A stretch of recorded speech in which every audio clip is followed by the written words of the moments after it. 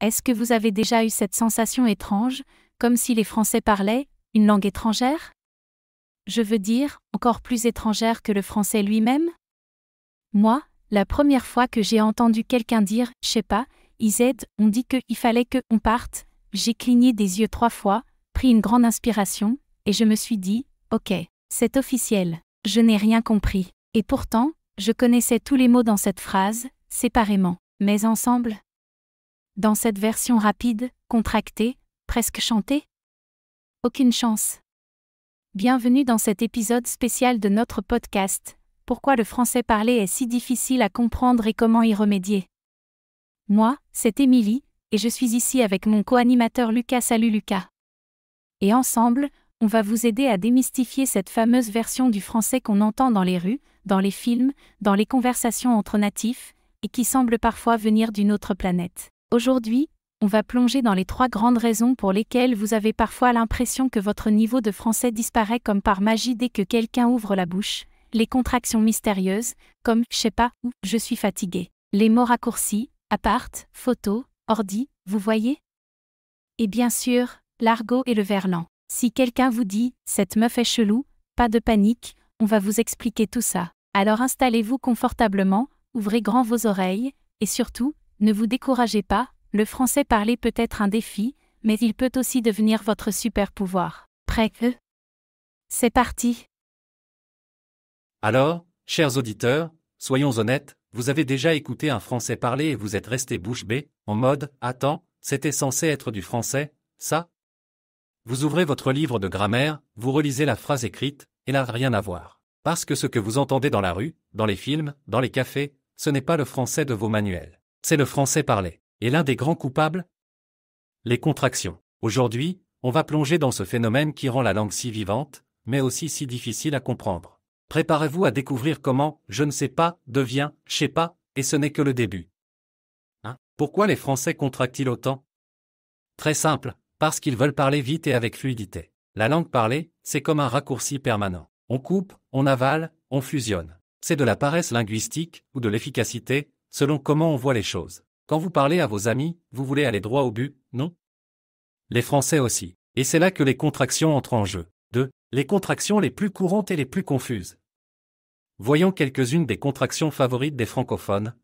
Le fameux « je » qui disparaît, je vais devient je vais je fais devient ch fait je suis devient je suis oui, vous avez bien entendu, je suis. Et même parfois je suis ou chu. Exemple, je suis fatigué, je suis crevé. Et là, vous vous demandez, mais, où est passé le « je » bien clair et net?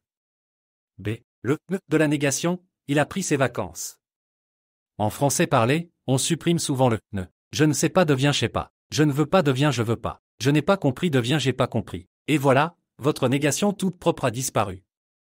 Ce qui peut donner l'impression qu'il n'y a même pas de négation du tout. 3. Les pronoms sujets aussi se transforment et ce n'est pas fini. Même les pronoms comme il ou il changent de tête. Il veut devient, il veut, il a devient, il y a ils ont devient, ils aidont, attendez, ils aidont?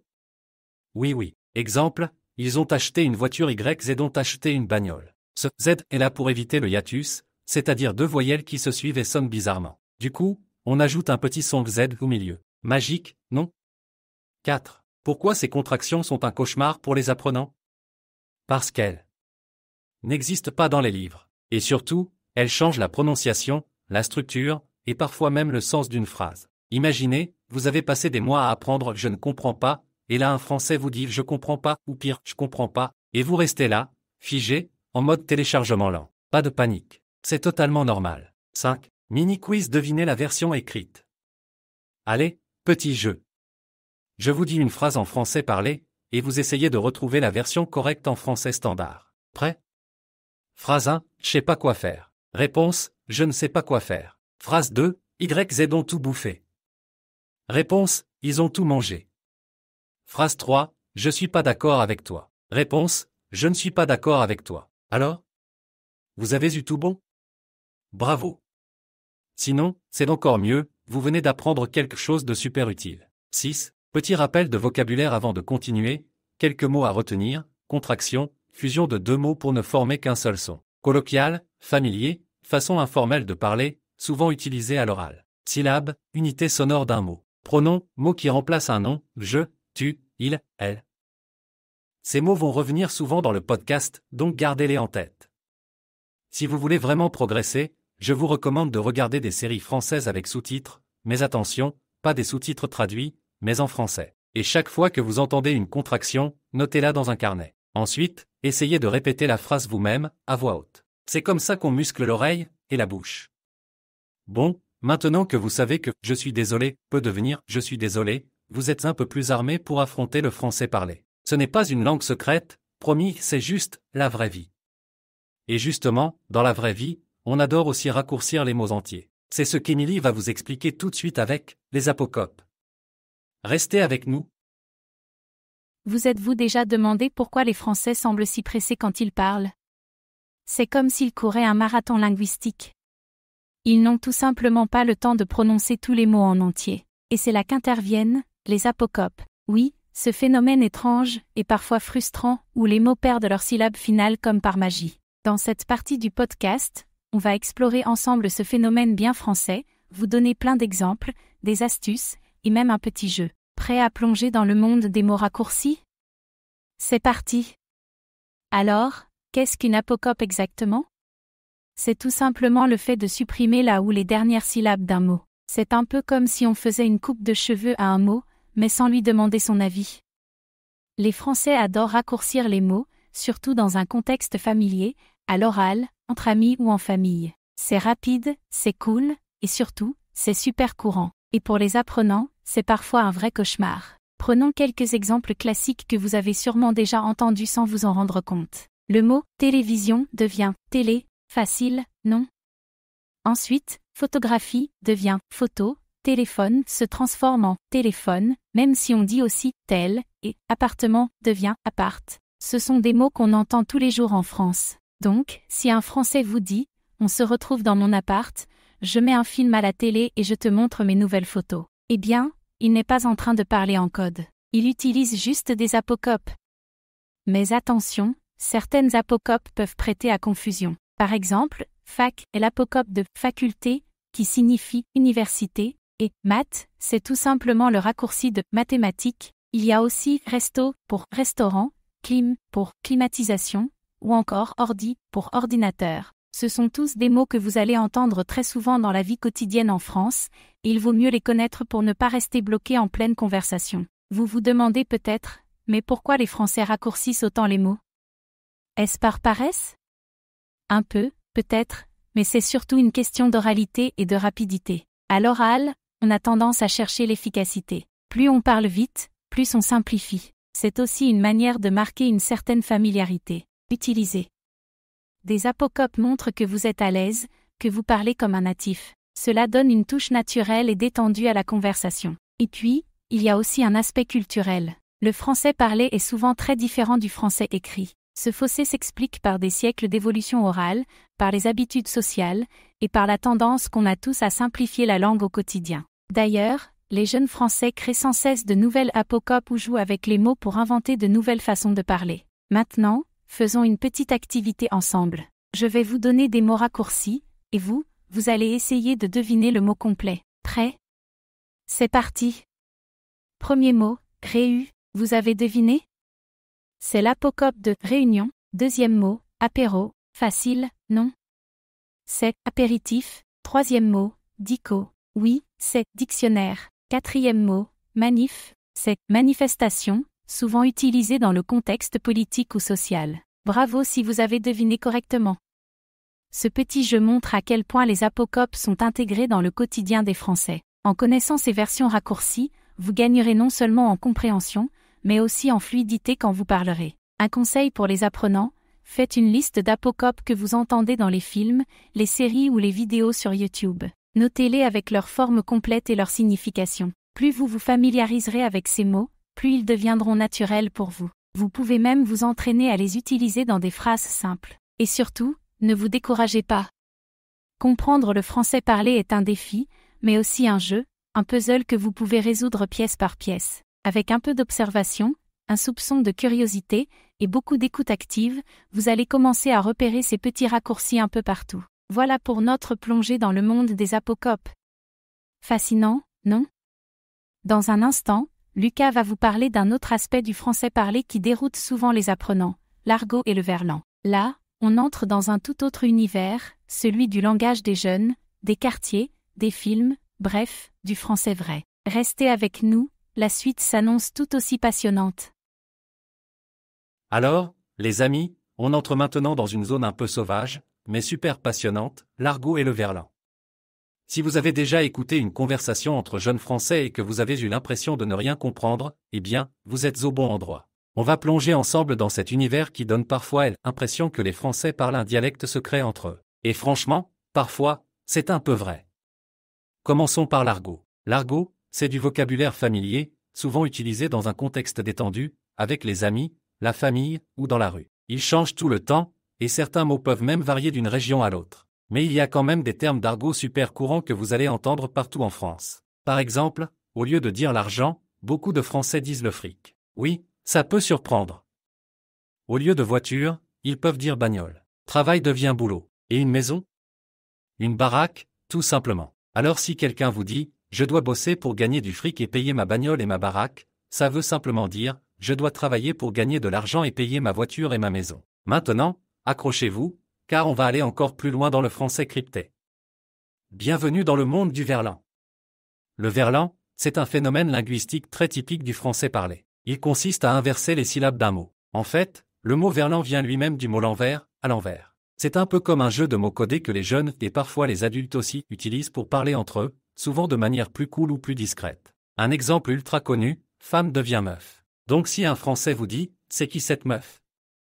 Il parle d'une fille. Ou encore, chelou, c'est le verlan de louche. Donc si quelqu'un vous dit « ce type est chelou », ça veut dire « ce gars est bizarre ». Autre exemple, fou peut devenir ouf, et futur devient turfu. Oui, vous avez bien entendu. Et c'est là que les choses se corsent. Parce que l'argot et le verlan peuvent se mélanger dans la même phrase, et c'est là que vous perdez complètement le fil si vous n'êtes pas préparé. Imaginons une petite conversation entre deux amis français. « Wesh, t'as vu la meuf chelou qui traînait devant la baraque à JO ?»« Grave, elle m'a zioté chelou, je crois qu'elle vient du turfu. » Traduction ?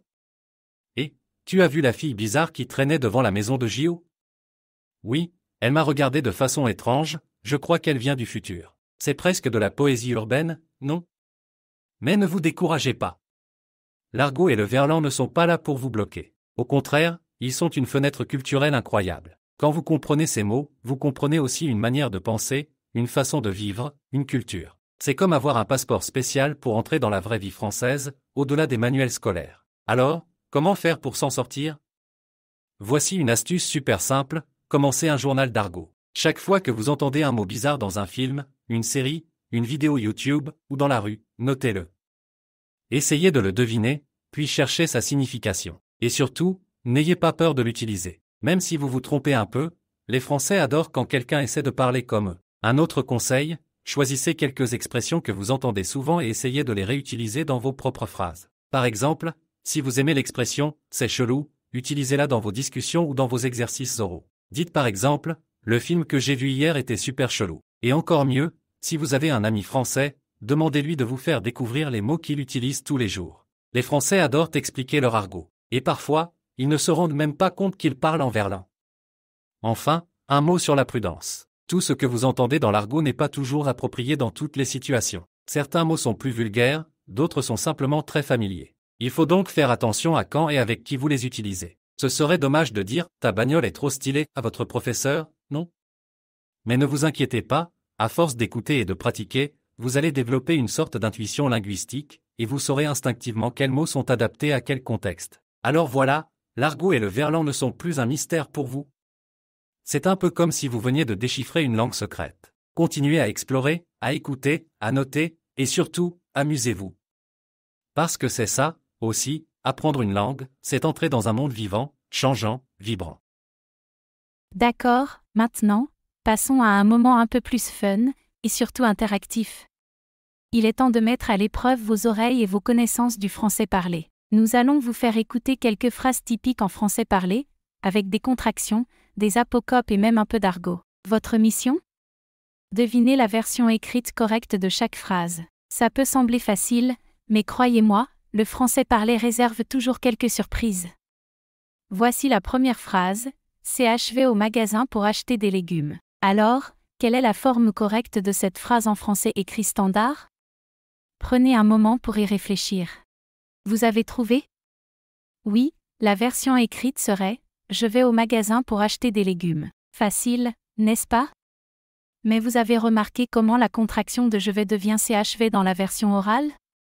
Passons à la suivante. Écoutez bien cette phrase « Je sais pas où il est, il a disparu ». Maintenant, vous devez deviner la forme écrite correcte. Prenez votre temps. La version correcte est « Je ne sais pas où il est, il a disparu ». C'est un bon exemple de la contraction de « je ne sais pas » qui devient « je sais pas » dans la langue parlée. Ce genre de contraction est tellement fréquent dans le français quotidien, et pourtant, si vous n'y êtes pas habitué, cela peut vraiment vous déstabiliser. Allez, une autre pour pimenter un peu les choses. Écoutez cette phrase, YZ ont oublié de fermer la porte. Vous avez deviné? Oui, en version écrite, ça donne « ils ont oublié de fermer la porte ». Ici, on a une contraction où ils ont devient ils ont. C'est un autre exemple classique de comment la rapidité du langage oral change les mots. Alors, comment vous vous en sortez? C'est un peu un défi, non? Mais ne vous inquiétez pas, chaque erreur est une occasion d'apprendre. Et si vous avez trouvé toutes les réponses, félicitations! Vous êtes déjà sur la bonne voie pour comprendre mieux le français parlé. Pour finir, je vais vous donner une petite astuce. L'écoute régulière est cruciale. Plus vous écoutez le français naturel, plus vous vous habituez à ces contractions et raccourcis. Que ce soit des films, des séries ou des podcasts comme le nôtre, chaque minute d'écoute vous rapproche de la fluidité. Super, Émilie. C'était vraiment amusant, et j'espère que tout le monde s'est bien amusé à essayer de déchiffrer ces phrases. N'oubliez pas que le but ici n'est pas d'être parfait tout de suite, mais de vous familiariser avec les sons du français parlé et d'être capable de les comprendre dans la vraie vie.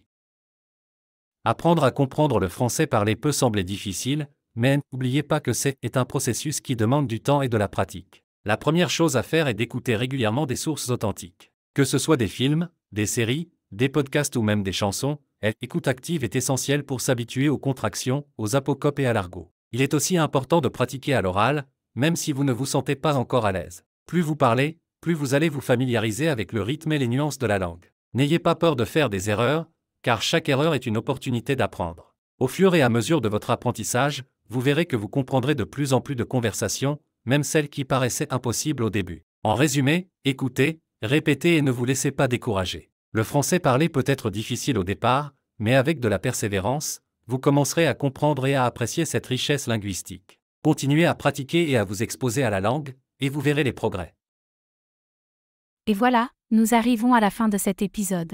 Aujourd'hui, nous avons vu ensemble 3 des principales raisons pour lesquelles le français parlé peut sembler être une langue complètement différente de celle que l'on apprend à l'écrit, les contractions, les apocopes, et bien sûr, l'argot et le verlan. En comprenant ces aspects du français, vous pourrez non seulement mieux comprendre les conversations rapides des natifs, mais aussi vous sentir plus à l'aise en les rejoignant. Il est important de se rappeler que, même si le français parlé peut paraître complexe, avec de la pratique et de l'écoute active, vous deviendrez peu à peu plus familier avec ses subtilités. Nous espérons que vous avez trouvé cet épisode utile et intéressant.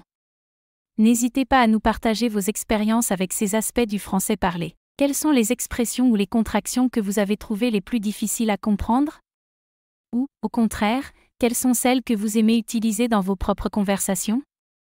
Nous vous remercions chaleureusement de nous avoir écoutés aujourd'hui. Si vous avez aimé cet épisode, assurez-vous de vous abonner pour ne pas manquer notre prochain épisode. Nous parlerons de comment parler français comme un natif, avec des conseils pratiques pour intégrer ces subtilités dans votre propre discours. Merci encore pour votre écoute et à très bientôt pour un nouveau voyage dans le monde fascinant du français.